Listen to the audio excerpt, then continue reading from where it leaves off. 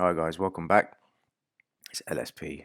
It's currently the 10th of September 2019.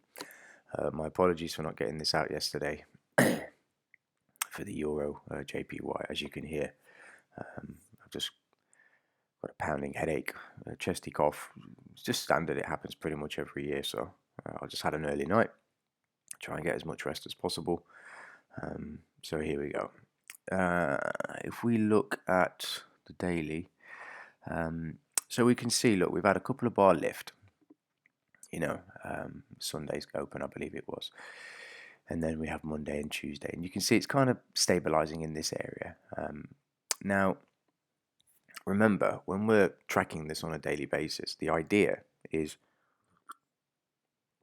to wait for an opportunity that makes sense, where you can look at it and say, okay, everything is lined up, everything looks great, I'm going to take a trade, study trade, whatever, right?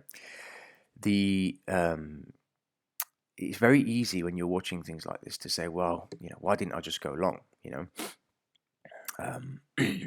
Obviously it's going up now, but you have to remember, and again, this is why I was saying initially that it's going to take, some time for this to form, or at least the first setup to form, simply because, that higher time frame weekly draw on price is 114.85, okay, which obviously we still believe that that's the case, and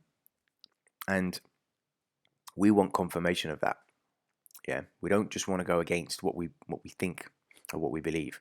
We need confirmation that that is indeed the case, and when we start to get confirmation, then we can start doing something about it.